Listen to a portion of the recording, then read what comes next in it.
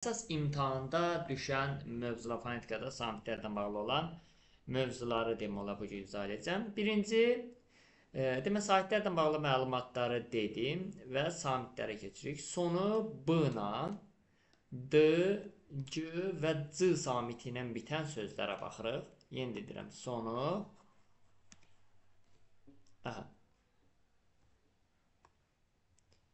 fonetika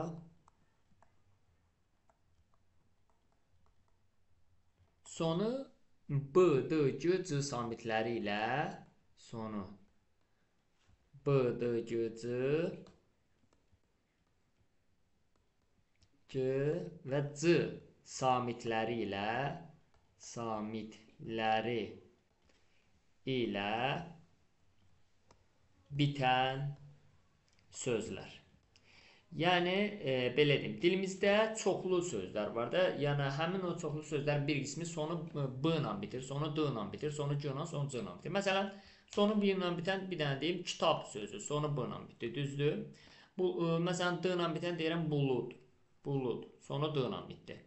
Sonra əhəng, sonu C ilə bitdi, əhəng. Sonra ağac, sonu C ilə bitdi. Yəni, dilimizdə sonu B ilə, D ilə, C ilə, C ilə bitən kifayət qədər söz var. Yəni, həmin sözdən sonra B ilə, D ilə, C ilə, C ilə bitir. Sonra B, D, C, C ilə bitən sözlərimizə B, D, C, C samitindən sonra mən əgər heç bir şəkilsi ya da heç bir söz artırmasam, sondakı B, D, C, C samiti özlərinin kar qarşılığı kimi tələffüz olunacaq. Yəni, B, P kimi tələffüz olunacaq, D, T kimi tələffüz olunacaq, C, K kimi tələffüz olunacaq, C, C kimi tələffüz olunacaq. Yenə də deyirəm, sonu B, D, C, C samitləri ilə bitən sözlərimizə mən. Sonu baxın, kitab, sonu B ilə bitdi, bulud, sonu D ilə bitdi, əhəng, sonu C ilə bitdi, ağac, sonu C ilə bitdi. Sonu B, D, C, C ilə bitən sözlərimizə mən həmin B, D, C, C-dən sonra əgər heç bir şəkilsi artırmasam, heç bir söz artırmasam, onda sondakı B, D, C, C özlərinin kar qarşılığı kimi tələffüz olunacaq. Yəni, B, P-yə çevriləcək, D, T-yə çevriləcək, C, K-yə, C, D, C-yə çevriləcək. Məsələn, kitab yazılacaq, tələffüzdə olacaq, kitab, P kimi tələffüz olunacaq.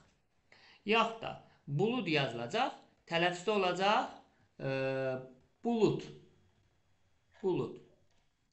Zəhmət olmasa mikrofonlara nəzarət edin. Əhəng yazılacaq, tələffüzdə olacaq, əhəng. Ağac yazılacaq, tələffüzdə olacaq, ağac. Yəni, fikir verin, sonu B ilə, D ilə, C ilə, C ilə bitən sözlərimizə əgər mən həmin B, D, C, C-dən sonra heç bir şəkilsi artırmasam, heç bir söz artırmasam, həmin B, D, C, C samitləri tələffüzündə özlərinin kar qarşılığı kimi tələffüz olunacaq. Yəni, B, P-yə çevriləcək, D, T-yə çevriləcək, C, K-yə çevriləcək, C, D, C-yə çevriləcək. Eyni zamanda, yenə də sonu B, D, C, C samitləri ilə bitən sözlərimizə, sonu B, D, C, C samitləri ilə bitən sözlərimizə əgər mən sonu B, D, C, C samitləri ilə bitən sözlərimizə mən götürüb samitlə başlayan şəkilsi, samitlə başlayan sözü artırsam, samitlə başlayan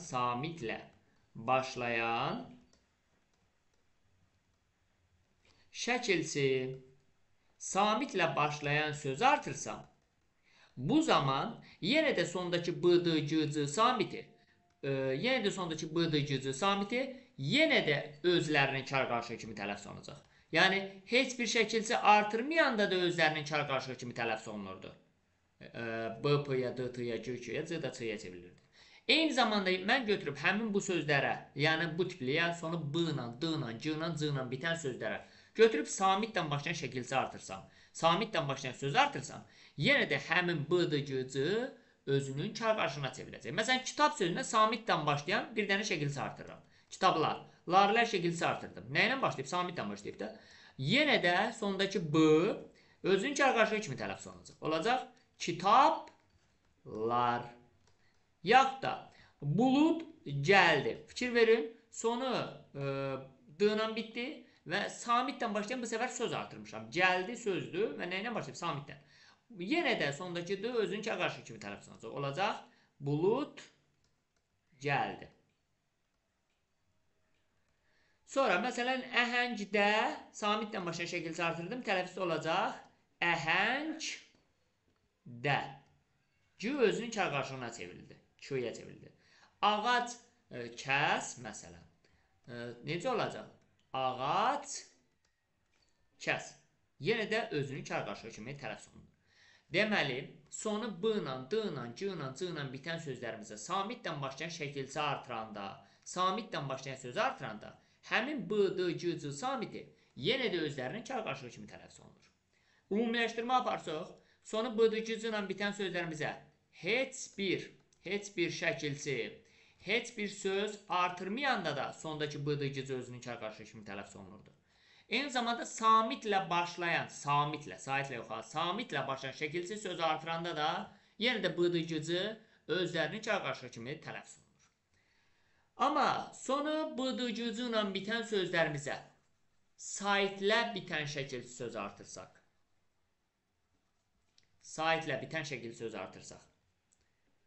sonu b ilə, d ilə, c ilə və c ilə bitən sözlərimizə götürüb saitlə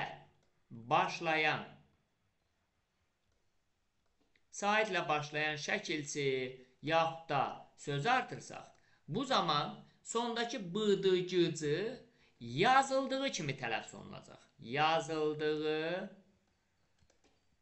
kimi tələffüz olunacaq. Məsələn deyirəm kitab, məsələn deyirəm palıd, deyirəm ahəng, deyirəm gənc. Sonu b, d, c, c ilə bitib, düzdür? İndi bunlara götürüb saitlə başlayan şəkilçi və söz artırıram. Məsələn, kitab, kitabın, saitlə başlayan şəkilçi artırdım. Yenə də sondakı b necə yazılıbsa elə tələffüz olunacaq. Yəni b özü kimi, b kimi tələffüz olunacaq.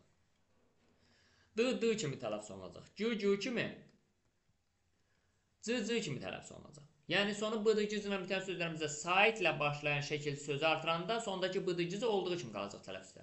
Kitabın yazılacaq elə, kitabın şəklində də tələffüz olunacaq. Palıd, məsələn, ağacı yazılacaq, elə palıd ağacı şəklində də tələffüz olunacaq. Yəni necə yazılacaq, elə tələffüz olunacaq. Bir də üzr istəyirəm.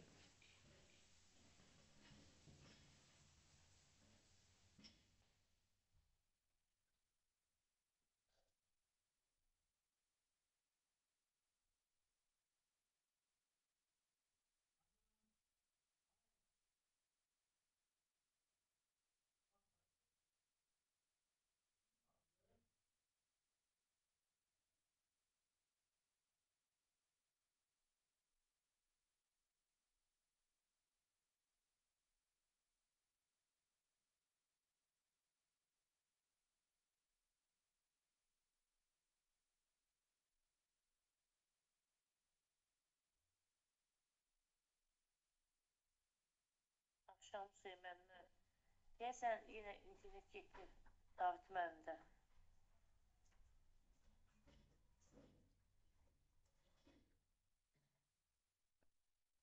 Üzr sayın, vacib getməli oldu. Davam eləyək. Deməli, saitlə başlayan şəkil söz artıranda sondakı b, d, c olduğu kimi qalır. Palıd ağacı, palıd ağacı. Əhəng al, necə tələffüz olunacaq? Əhəng al. Ahəng məsələn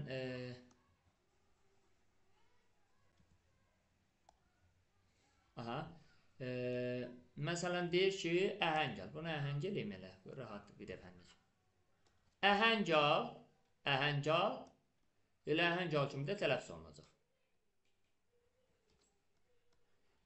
Gənc adam, gənc adam kimi də tələffüz olunacaq. Gənc adam. Deməli, sonu b, d, c ilə bitən sözlərimizə saitlə başlayan şəkil sözü artıranda b, d, c olduğu kimi. Necə yazırsa elə də tələffüz olunur. Ümumiləşdirmə aparırıq. Daha sonra növbəti mövzuya keçirik. Ümumiləşdirmə apardıqdan sonra. Deməli, sonu bıdıcıcı ilə bitən sözlərimizə. Əgər mən götürüb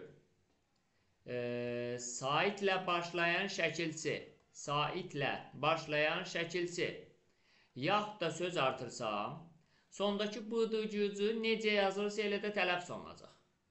Amma sonu bıdıcıcı ilə bitən sözlərimizə, bıdıcıcı ilə bitən sözlərimizə götürüb mən heç bir şəkilsi artırmasam, heç bir söz artırmasam, yaxud da heç bir şəkilsi, yaxud da söz artırmasam, heç bir şəkildə söz artırmasam, bıdıcıcı özünü iki qarşılığı kimi tələffüz olunsun. Yəni b, p-ya, d, t-ya, g, q-ya, c, da, c-ya çevriləcək. Eyni zamanda sonu bıdıcıcı ilə bitən sözlərimizə samitlə başlayan şəkilsi söz artırsam, yenə də sondakı bıdıcıcı özünü iki qarşılığına çevriləcək. Yəni b, p-ya, d, t-ya, g, q-ya, c, da, c-ya çevriləcək. Bu formada sonra növbəti izahı deyim. Sonu bıdıcıcı ilə yanaşı, amma izahı deməmişdən əvvəl. Deməli, əgər söz k hərfi ilə, yəni k deyəndə burada k də nəzərdə tutulur, k nəzərdə tutulmur yəni. K hərfi ilə yaxud da k hərfi ilə başlasa, elə o formada tələffüz olunacaq. Məsələn, deyirəm ki, kələm. Kələm yazılacaq, elə kələm kimi də tələffüz olunacaq. Yaxud da deyirəm kartof. Kartof yazılacaq, elə kartof kimi də tələffüz olunacaq. Yəni, necə yazılırsa, elə o formada tələffüz olunacaq. Bu birinci məsələ. İkinci,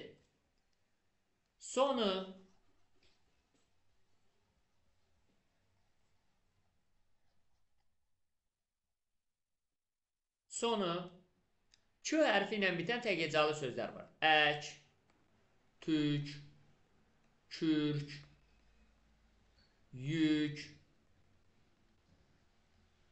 tik, börk,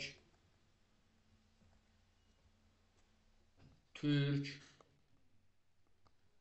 Sonu k hərfi ilə bitən tək hecalı sözlər var. Tək hecalı yəni bir hecası var. Məsələn, ək neçə hecası var? Yalnız bir hecası. Tük bir hecası var. Kürk, yük, tik, börk, türk hamısının bir hecası var. Ümumiyyətlə sonu k hərfi ilə bitən tək hecalı sözlərimizə heç bir şəkilsi söz artırmasaq, yaxud da saitlə başlayan, samitlə başlayan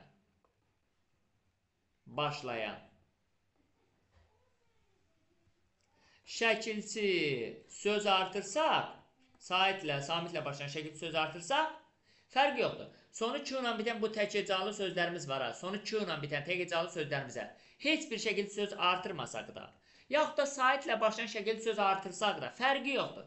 Nə edirik eləyək? Sondakı k-lar yazıldığı kimi tələffüz olunacaq. Yazıldığı kimi tələffüz olunacaq. Yəni, ək yazılacaq. Əkdən sonra mən heç bir şəkildə heç bir söz artırmasam, ək yazılacaq elə, ək də deyiləcək. Yaxud da, məsələn, kürkü, yaxud da deyirəm tükü. Saitlə başlayan şəkilsi artırdım, k necə yazılacaq elə də tələffüz olunacaq. Sonra, kürkdə, məsələn, samitlə başlayan şəkilsi artırdım, yenə də necə yazılacaqsa, elə tələffüz olunacaq. Yəni, sonu k ilə bitən tək-hecalı sözlərimizə. Həmin tək-hecalı sözlərimiz dilimizdə kifayət qədərdir. Tük, kürk, ək, yük, tik, börk, türk. Sonu k ilə bitən tək-hecalı sözlərimizə heç bir şəkildə heç bir söz artırmasaq da sondakı k olduğu kimi qalacaq. Ya da samitlə başlayan şəkildə söz artırsaq da sondakı k olduğu kimi qalacaq. Dəyişməyəcək.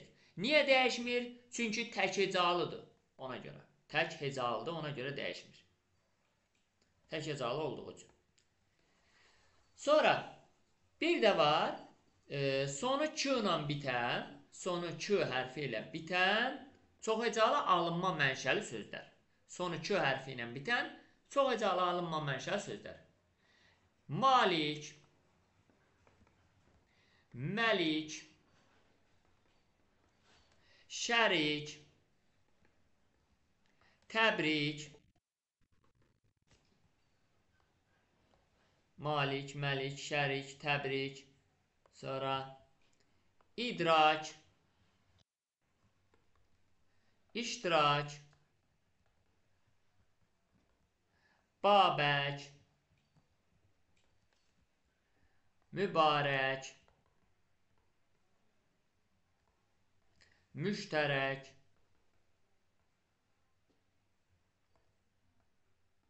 və s.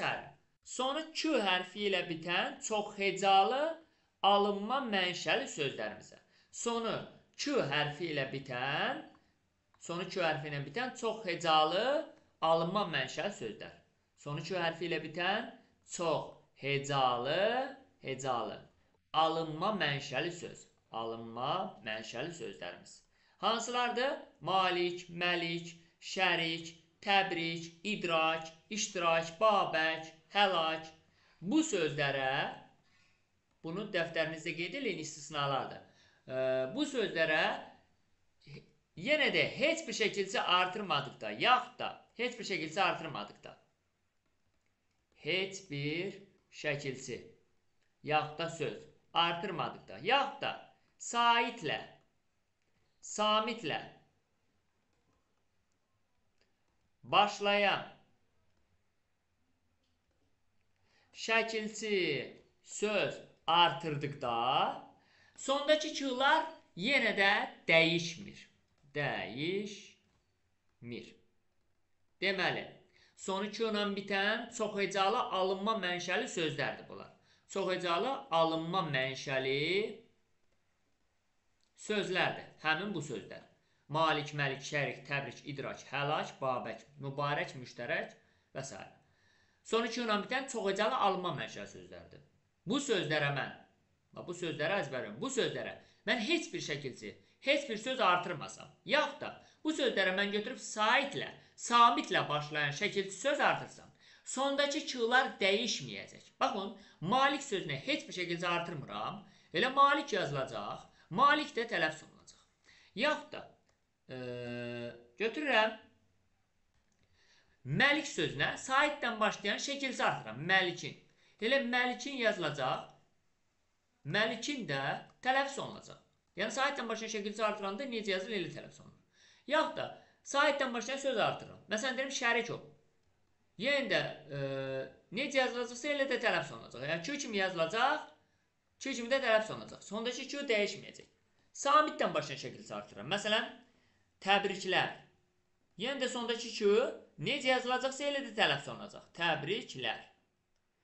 Samitdən başlayan söz artırıram. Məsələn, idrak taksonomiyası.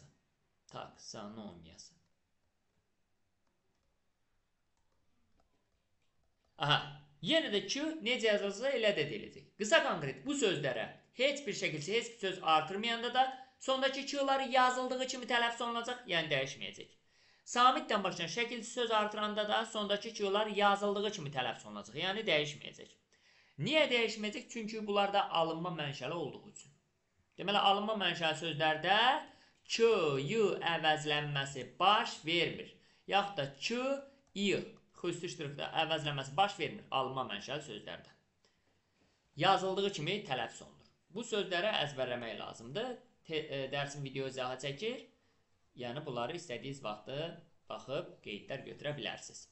Amma təbii ki, dedik axı, alınma mənşəli sözlərdə Q, Y əvəzlənməsi baş vermir. Alınma mənşəli sözlərdə Q, Y yaxud da Q, Y əvəzlənməsi olmur. Q, Y əvəzlənməsi olmur. Yəni, alınma mənşəli, sonu Q ilə bitən alınma mənşəli sözlərdə heç vaxt Q, Y səsinə keçmir.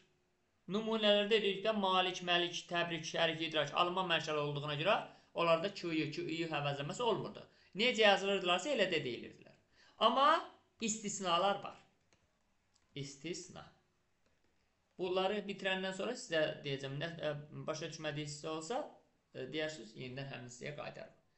Təbii ki, burada dedik o alınmalarda Q-yu, Q-yu əvəzlənməsi olmur.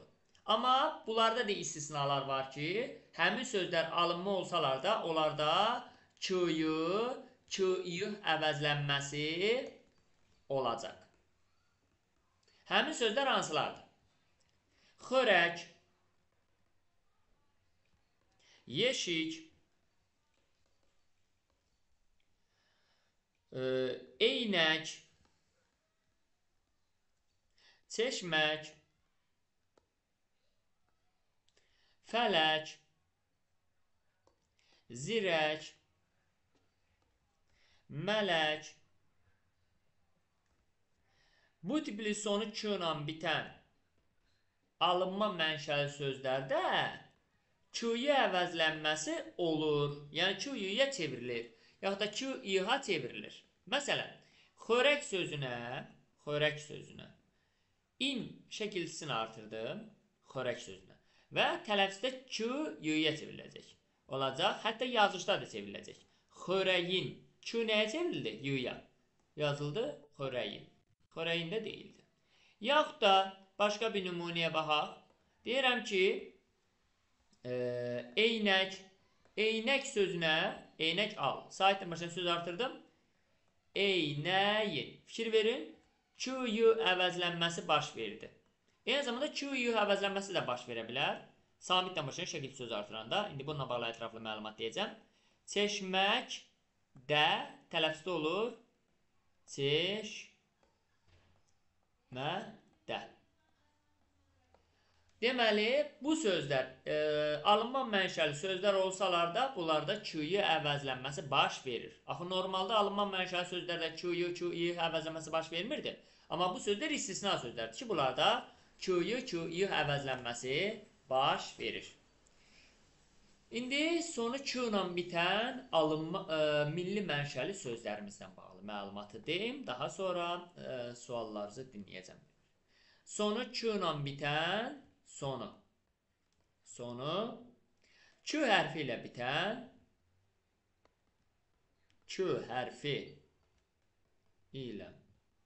bitən çox hecalı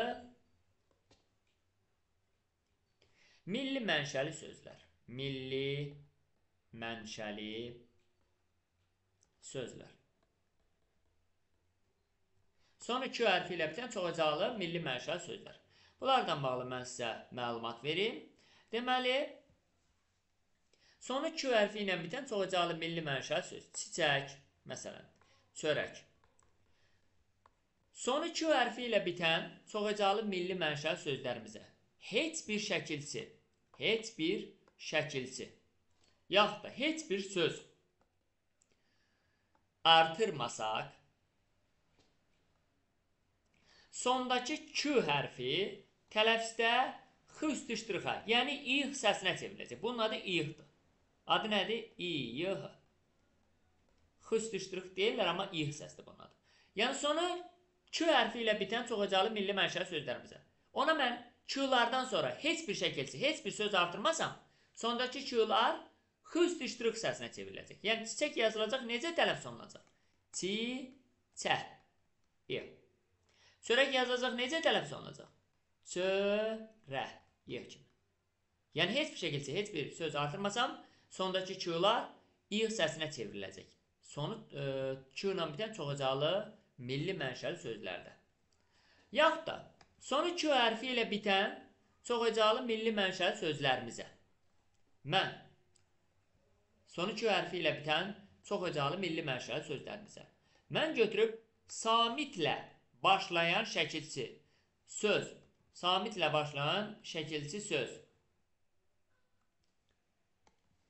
artırsaq, sonu Q hərfi ilə bitən sözlərimizə, çox hecalı milli mənşəli sözlərimizə samitlə başlayan şəkilçi, samitlə başlayan söz artırsaq, yenə də sondakı Q-lar tələffüzdə x-ı, yəni ix səsinə çevriləcək. Məsələn, Çiçəklər. Samitdən başlayan şəkilsi artırdım. Ç-y-ha çevriləcək. Çiçəklər. Yaxud da çörək saat. Samitdən başlayan söz artırdım. Necə tələffüz olunacaq? Çörə saat. Yenə də sondakı q-lar xüsusilə çevrilir. Niyə? Çünki ona samitdən başlayan şəkilsi, samitdən başlayan söz artırır ona görə. Sonra sonu q hərfi ilə bitən sözlərimizə götürüb bu səfər saitlə başlayan şəkilsi söz artırsaq. Sonu q hərfi ilə bitən sözlərimizə götürüb saitlə başlayan şəkilsi, saitlə başlayan söz artırsaq, bu səfər q-y-ya çevriləcək.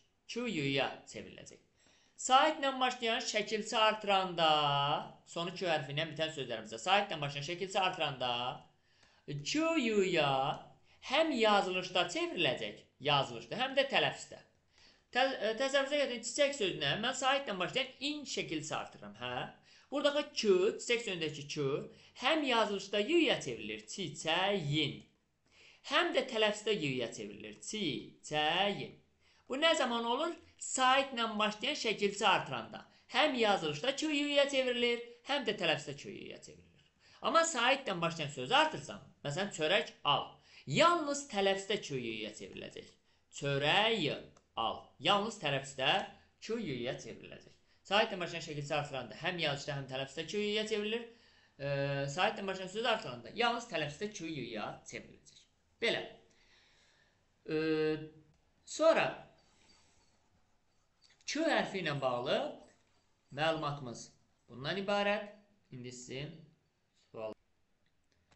Bəli, q hərfi ilə bağlı məlumata nəzər salaq. Deməli, əgər q hərfi sözün əvvəlində gəlsə, elə necə yazılacaqsa elə də tələffüz olunacaq. Məsələn, qələm də q hərfi sözün əvvəlində gəldiyinə görə q yazılıb, q da tələffüz olunur. Yaxud da q hərfi saitlərin arasında gəlsə, məsələn, aqil, q hərfi a və i saitinin arasında gəlib. Yenə də necə yazılacaqsa, elə də tələffüz olunacaq. Aqil yazılacaq, aqil deyiləcək. Yaxud da q hərfi cingiltili samitdən əvvəl gəlsə, məsələn, maqnit. Baxın, q hərfi n cingiltili samitindən əvvəl gəldi. Q hərfi cingiltili samitdən əvvəl gəlsə, yenə də q hərfi necə yazılacaqsa, elə də tələffüz olunacaq. Yəni, q kimi yazılacaq, q kimi də tələffüz olunacaq. Amma q hərfi kar samitdən əvvəl gəlsə, bu zaman, məsələn, nöqsan. Fikir verin, burada q hərfi kar samitdən əvvəl gəldi. Q hərfi kar samitdən əvvəl gəlsə, bu səfər q yazılacaq, k deyiləcək. Nöqsan. Q yazıldı, k deyildi. Deməli, sözün əvvəlində gəldi, q kimi yazıldı, q kimi deyildi. Saitlərin arasında gəlsə də q kimi yazılır, q kimi deyiləcək. Cingiltili samitdən əvvəl gəlsə, q kimi yazılır, q kimi deyiləcək. Amma q hərfi kar samitdən əvvəl gəlsə, q kimi yazılacaq, amma k kimi deyiləcək. Sonra növbəti izahımızı deyirəm. Mikrofonlar zəhmət olmasa nəzarət edin. Sonra sualı olsa, mikrofon videoyu dayandıracam. Sualları verərsiniz. Daha sonra hamısını cavablandıram Allahın izinlə. Sonra deməli, q hərfi ilə bağlı məlumatımız, əvvəli ilə bağlı məlumatımız budur. İndi sonu q ilə bitən sözlərimiz var. Məsələn, yarpak. Yarpak. Sonu q hərfi ilə bitən söz. Yaxud da deyirəm, torpaq. Sonra, yaxud da deyirəm, namiq. Namiq. Sonra, yaxud da deyirəm, natiq. Sonu q hərfi ilə bitən sözlərimiz çoxdur da dilimizdə kifayət qədərdir. Sonu q hərfi ilə bitən sözlərimiz mənşəyinə görə iki yerə bölünür. Mənşəyinə görə iki yerə bölünür. 1. Sonu q hərfi ilə bitən milli mənşəli sözlər. Sonu q hərfi ilə bitən bir də alınma mənşəli sözlər. Bəs hardan biləcəm? Sonu q ilə bitən sözlər burada millidir, burada alınmadır. Hardan biləcəm? Əgər biz q hərfin x kimi yaxud ğ kimi tələffüz ediriksə, deməli, həmin sonu q ilə bitən həmin söz nədir? Milli mənşəlidir. Amma əgər biz q hərfin k kimi yaxud da q-nın özü kimi tələffüz ediriksə, deməli, həmin sonu q ilə bitən həmin söz alınma mənşəlidir. Məsələn, yarpaq. Yarpaq sözünü necə tələffüz edirik? Yarpaq. Qını x kimi tələffüz edirik. Deməli, yarpaq sözü milli mənşəlidir. Sonra, torpaq. Necə tələffüz edirik? Torpaq. X kimi tələffüz edirik. Deməli, torpaq sözü milli mənşəlidir. Namik. Necə tələffüz edirik? K kimi tələffüz edirik. Deməli, namik sözü alınma mənşəlidir. Natik. Necə tələffüz edirik? K kimi.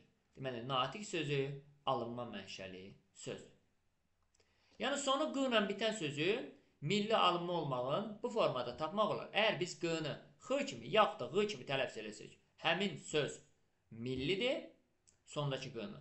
Sondakı q-nı k kimi, yaxud da q-nın özü kimi tələffüz etsək, həmin söz alınma mənşəli sözlər hesab olunacaq. Keçək digər q ilə bağlı olan izahımıza, digər izahlara. Məsələn, torpaq. Hətta bunu başqa bir söz yazım. Bir yazıram. Aşıq. Aşıq. Bir də yazıram. Aşiq. İndi aşıq sözün mən normalda necə tələffüz edirəm? Aşıq. X kimi tələffüz edirəm.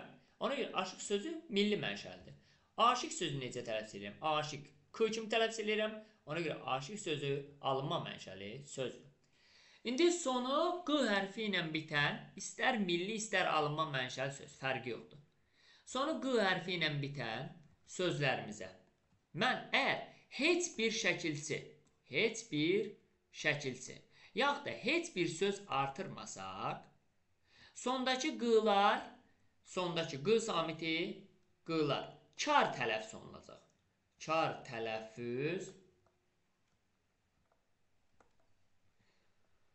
Kar tələffüz olunacaq. Olunacaq. Məsələn, aşıq necə tələffüz olundu? Aşıq. Sonu q ilə bitən sözümüzə heç bir şəkildə heç bir söz artırmamışam. Sondakı q necə tələffüz olundu? Kar. Yəni q nəyə çevrildi? X-ya. Aşıq yazılacaq, aşıq deyiləcək. Yaxud da aşiq yazılacaq. Necə tələffüz olunacaq? Aşiq. K kimi tələffüz olunacaq. Yəni sonu q ilə bitən sözlərimizə fikir verin. Q-dan sonra heç bir şəkildə heç bir söz artırmamışam və sondakı q'lar kar tələffüz olunur. Bu birincidə aşıq sözündə q x kar samitinə çevrilib. Aşıq sözündə q k kar samitinə çevrilib. Yəni hər iki halda kar tələffüz olunur. Yaxud da sonu q ilə bitən sözlərimizə, sonu q samiti ilə bitən sözlərimizə. Bu səfər mən götürüb samitlə başlayan şəkilsi, samitlə başlayan söz artırsam, yenə də sondakı q samitləri kar tələffüz olunacaq. Yenə də kar tələffüz olunacaq. Samitlə başlayan şəkilsi söz artıranda da kar tələffüz olunur. Məsələn, aşıqlar, samitlə başlayan şəkilsi artırdım. Necə tələffüz olunacaq? Olacaq aşıqlar. Baxın, fikir verin. Q samiti, samitlə başlayan şəkilsi artırdığıma görə necə tələffüz olundu? Kar. X kar samitinə çevrildi. Yaxud da aşiqdə necə tələffüz olunacaq? Aşiqdə. Kar tələffüz olundu. Deməli, sonu q ilə bitən sözlərimizə samitlə başlayan şəkilsi artıranda sondakı q'lar həm millidə, həm alınmada fərqi yoxdur. Kar tələffüz olunacaq. Millidə q x-ya çevrilir, alınmalarda q k-ya çevrilir. Samitlə başlayan söz artıranda da yenə də, samitlə başlayan söz artıranda da yenə də sondakı q'lar kar tələffüz olunur. Dedik, axı, samitlə başlayan şəkilsiz söz artıranda kar tələffüz olunur. Məsələn, aşıq gəldi. Necə tələffüz olunacaq? Aşıq gəldi. Aşıq, məsələn, danışdı. Necə tələffüz olunacaq? Aşıq danışdı. Fikir verin, samitlə başlayan şəkildə söz artıranda sondakı q'lar yenə də kar tələffüz olunur. Heç bir şəkildə heç bir söz artırmayanda da kar tələffüz olunur. Samitlə başlayan şəkildə söz artıranda yenə də sondakı q'lar kar tələffüz olunur. Amma sonu q ilə bitən sözlərimizə biz əgər saitlə başlayan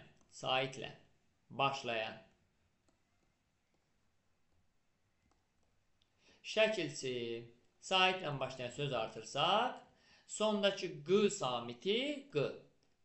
Cingiltili tələffüz olunacaq. Cingiltili tələffüz olunacaq. Məsələn, deyirəm ki, bulaq, deyirəm məntiq.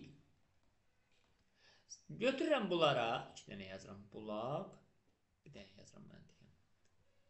Götürürəm bunlara, saitdən başlayan şəkilçi artırıram və saitdən başlayan söz artırıram. Məsələn, bulaq, saitdən başlayan şəkilçi artıranda sonu q ilə bitən sözümüzə, milli mənşəli sözümüzə. Saitdən başlayan şəkilçi artıranda q-ğıya həm yazılışda çevrilir. Bulağın. Baxın, sondakı q nəyə çevrildi? Cingiltili oldu da. Yəni, q da cingiltili də, düzdür. Q-ğıya həm yazılışda çevrilir, həm də tələffüzdə çevrilir. Bulağın.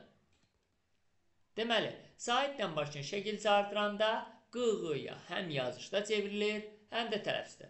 Sonu q ilə bitən milli mənşəli sözlərimizə saitdən başlayan söz artıranda, məsələn, bulaq altı. Saitdən başlayan söz artırdım, düzdür? Q-ğıya yalnız tələffüzdə çevriləcək. Bulağı altı. Sonu q ilə bitən alınma mənşəli sözlərə saitdən başlayan şəkilçi artırsam, söz artırsam, məntiqi. Məntiq, deməli, məntiq adam. Məsələn, məntiq adam, belə bir şey deyək. Saitdən başlayan mikrofonları zəhmət olmasın, nəzarət eləyin. Məntiq adamı. Məsələn, saitdən başlayan şəkilçi, saitdən başlayan söz artırsam, sondakı q'lar alınmalarda yazıldığı kimi tələffüz olunacaq. Yəni, dəyişməyəcək. Məntiq, məntiqi. Mikrofonlara zəhmət olmasa nəzarət eləyin. Məntiq adamı. Deməli, millilərdə sonu q ilə bitən millilərə saitdən başlayan şəkilçi, saitdən başlayan söz artıranda q'lar ğ'ya çevrilir. Yəni, ğ cingiltili samitinə çevrilir. Alınmalarda saitdən başlayan şəkilçi söz artıranda q'lar elə olduğu kimi qalır. Yəni, q cingiltili olaraq qalır. Bu formada soruşur ki, hansı sıradakı sözlərə saitlə başlayan şəkilçi artırdıqda, indi izah elədiyim, saitlə başlayan sözlərə şəkilçi, hansı sıradakı sözlərə saitlə başlayan şəkilçi artırdıqda q-ğı, q-yə əvəzlənməsi baş vermir.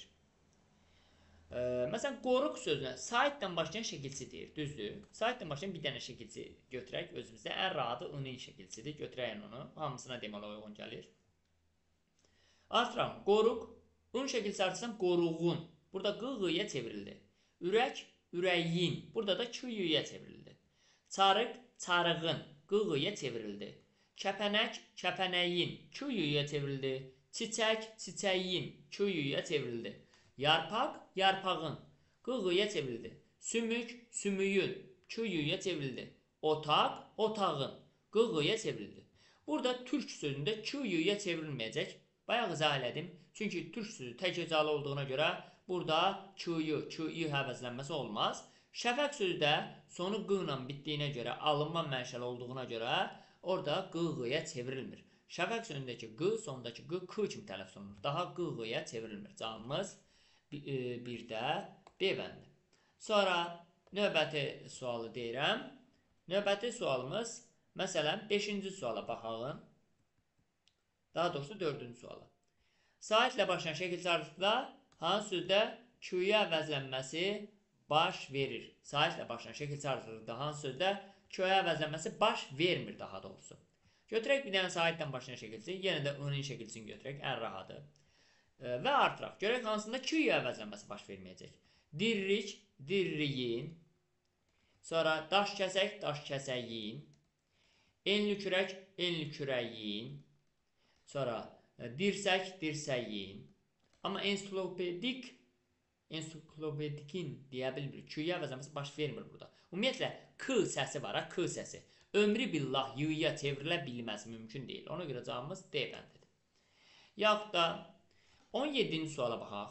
Sözlərin hansında cingiltili samit iştirak etmir? Ümumiyyətlə, yadda saxlamaq lazımdır ki, bizdən soruşsalar ki, səsi tap, saiti tap və samiti tap. Baxın, s hərfi ilə başlayır üçüdə. S.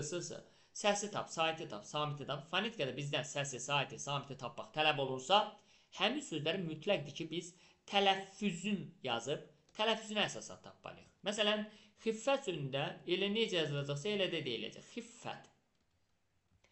Püstə sözü tələffüz olunacaq püsdə. Bunlardan bağlı məlumatlar olar deyəcəm. Xəttat sözündə elə xəttat, xəttat, sondakı t-yə çevrilir. Səyahat ilə səyahat kimi, tənəffüs ilə tənəffüs kimi tələffüz olunur. Hamısının tərkibində cingiltili var. Məsələn, xəttatda d-dır. Biz sözün tələffüzünə əsasən tapmalıyıq. Tənəffüsdə elə olduğu kimi tələffüz olunur, n-dır. Səyahatdə y-dır. Püstədə d-dır. Tələffüzünə baxmalıyıq ancaq. Amma xiffətdə isə cingiltili samit yoxdur. Sonra digər sualımıza baxırıq. İlk sözün son samitdə kər tələffüz olunur. Fikir verin, sonu k ilə bitən, sonu q ilə bitən sözlərdir. Deyir, kar tələffüz olunur. Nə zaman kar tələffüz olunurdu? Fikir verirsiniz, deyirdik ki, heç bir şəkildə söz artırmayanda, burada baxırsınız, görürsünüz ki, artıq söz artırılıb da. Yaxud da samitlə başlayan şəkildə söz artıranda kar tələffüz olunurdu. Şəkilsi söz artıranda kar tələffüz olunurdu. Ərik sözündə saitdən başlayan ağacı sözü artırılıb, deməli, ərik sözündəki k kar tələffüz olunmur, cingiltili tələffüz olunur. Saitdən başlayan şəkil söz artıranda cingiltili tələffüz olunur. Samitdən başlayan şəkil söz artıranda kar. Uşaq sözündən ayaqqabı. Saitdən başlayan söz artırılıb deyə sondakı q kar tələffüz olunmur. B-də getdi. Əncir sözündə r olduğu kimi qalır. Heç vaxt dəyişmir. C-də getdi. R da cingiltili təbii ki. Çiyələk ətri. Saitdən başlayan söz artırıldığına görə k y-yə çevrilir. Kar tələffüz olunmur. D-də getdi. Fındıq ləfəsi. Burada isə fikir verin, sonu q ilə bitən sözü samitdən başlayan söz artırılıb. Ona görə fındıq x-ya çevrilib, yəni kar tələffüz olunub. Cavabımız E bəndi olacaq.